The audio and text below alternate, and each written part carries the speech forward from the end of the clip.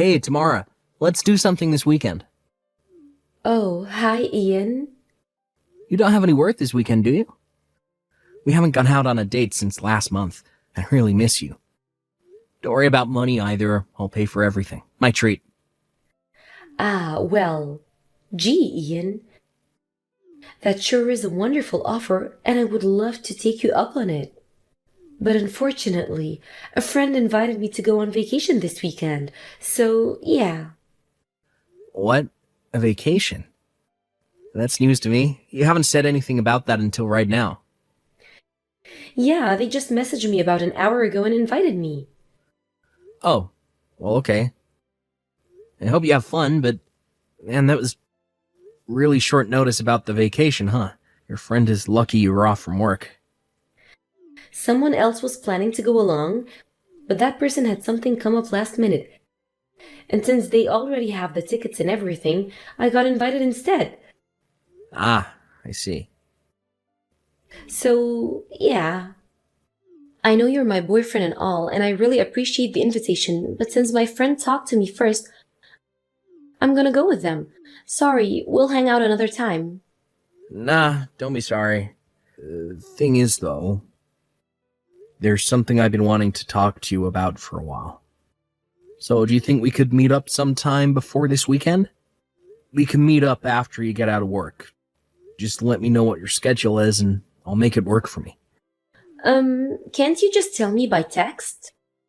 I mean, sure I could, but it's something I'd rather talk to you about in person.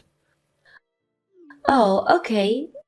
I'll let you know if it seems like I'll be able to fit you into my schedule. Thanks, Tamara. I'll talk to you later.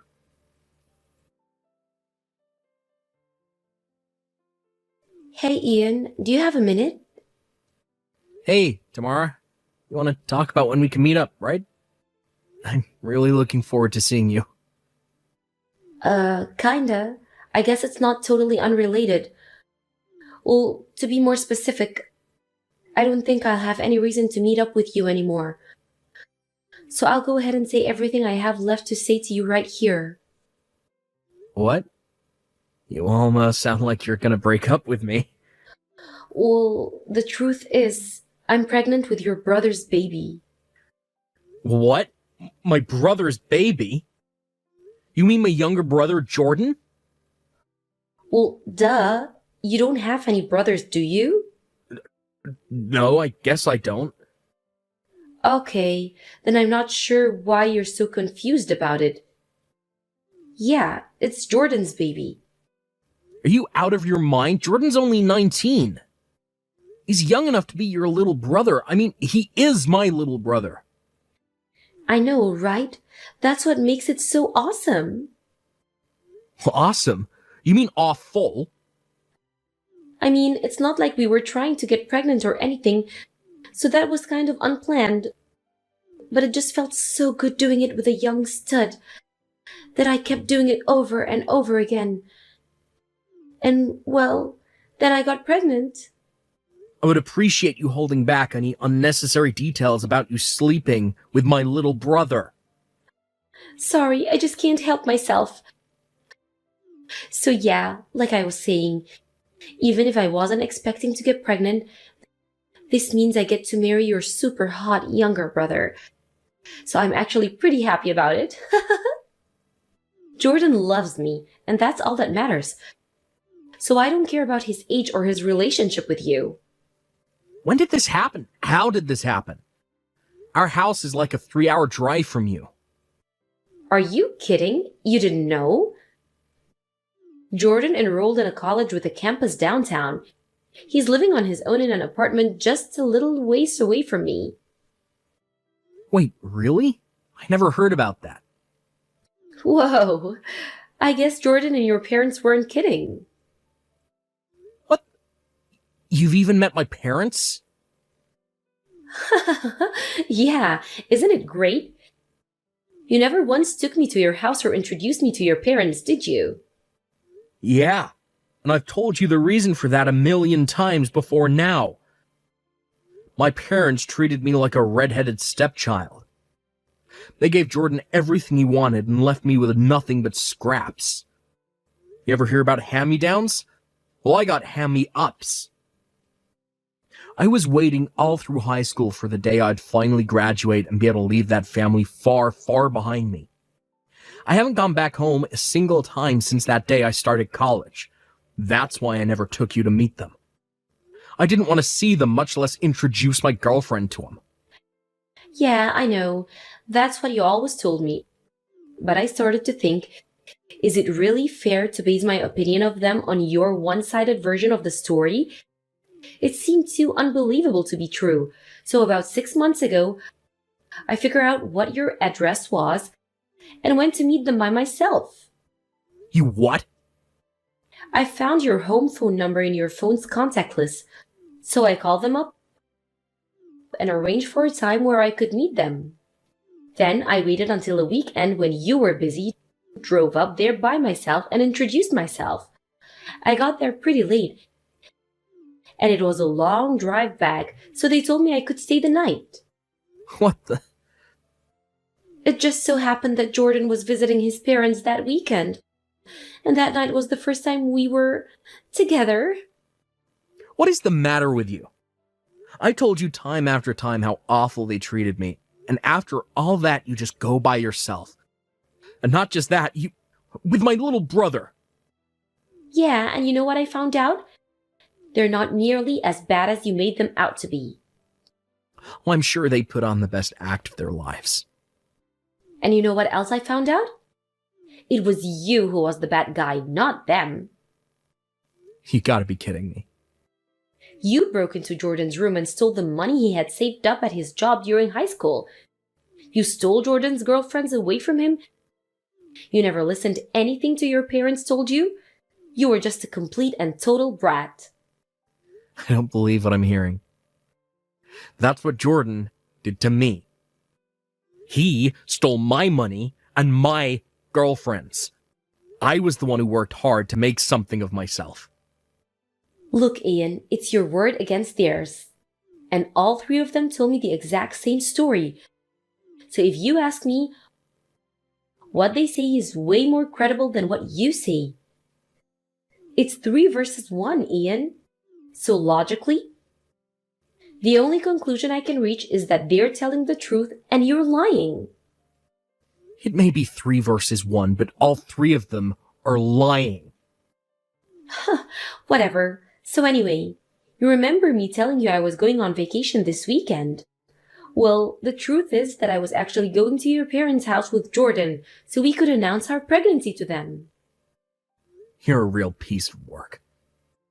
And since now, Jordan and I are having a baby together, there's no point in us staying together.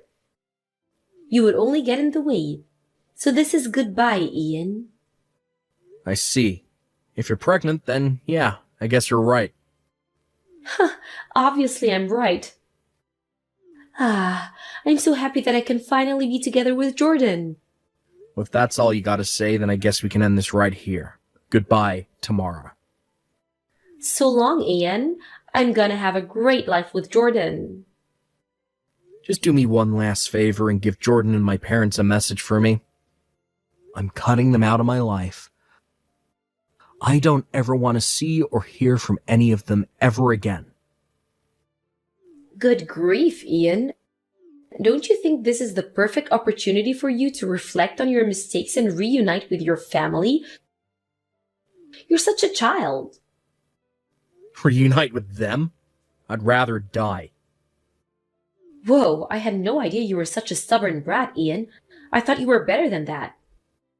You can think whatever you want about me. I don't care anymore. Goodbye.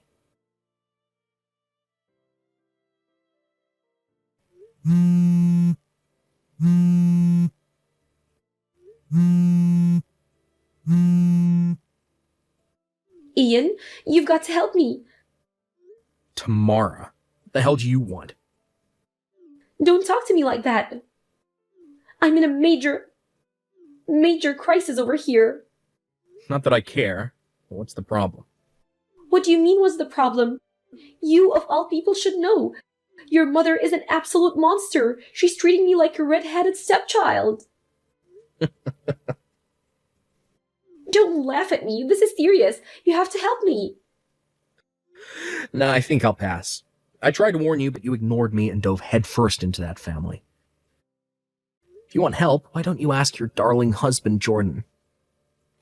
Jordan's not at home.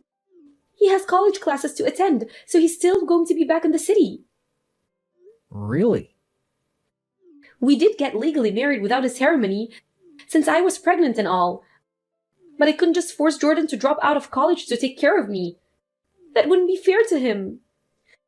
So I quit my job and moved into your family's house so that your mom could help me out with the baby after the birth. But she isn't just helping.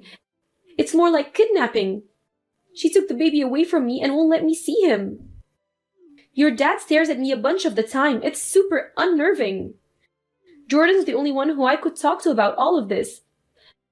But he's at college and never comes home. And the worst part is, I heard that he might be cheating on me with another girl at school. Wow, sounds like you're having a pretty rough time of things. That honestly doesn't surprise me in the least. Actually, it would have surprised me if it didn't turn out like this. Oh, now you tell me. If you saw this coming, why didn't you tell me? If I had any idea this is what they really were, I never would have married into this family. What are you talking about? I did tell you. About everything. I told you that my mom was an overbearing queen bee. I told you that my dad was a lecherous creeper. I told you that Jordan thinks monogamy is a type of wood. But they seem so nice.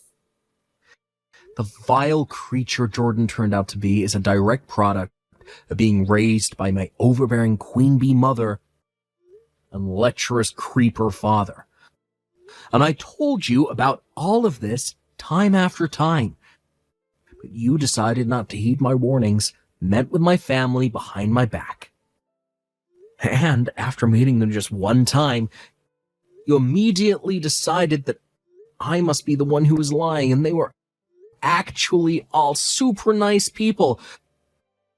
But not just that, you slept with my younger brother. The very night you met him. You knew everything that there was to know, and yet you decided to throw in your hat with them.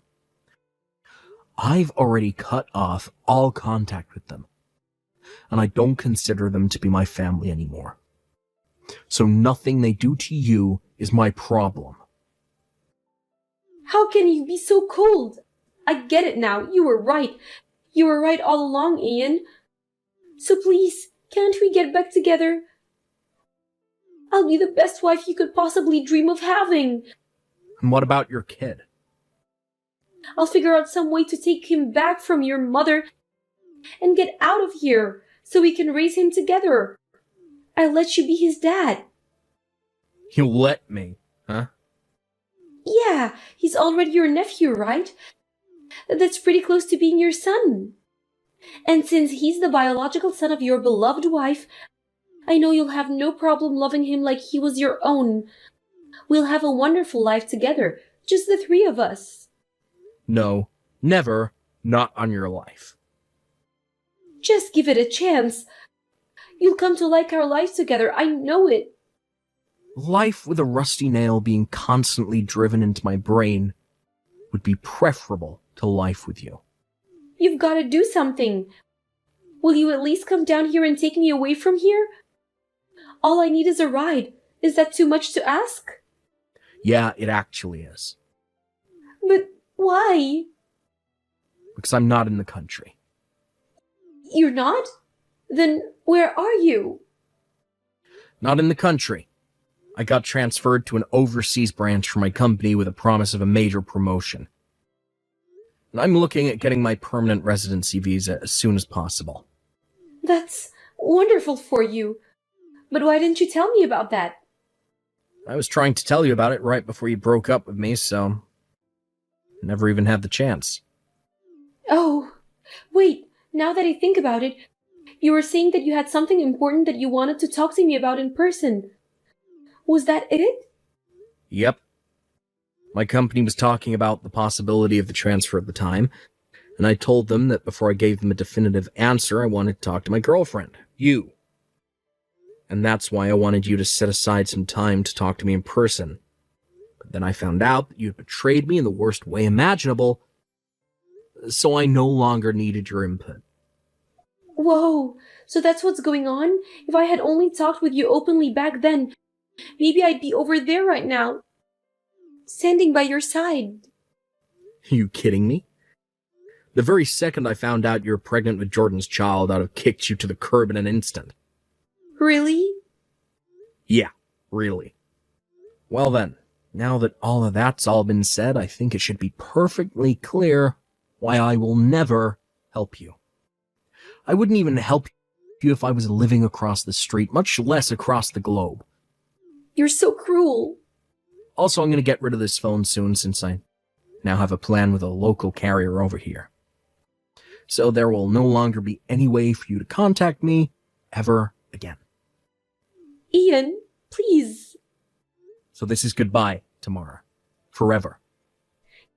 Ian, don't do this.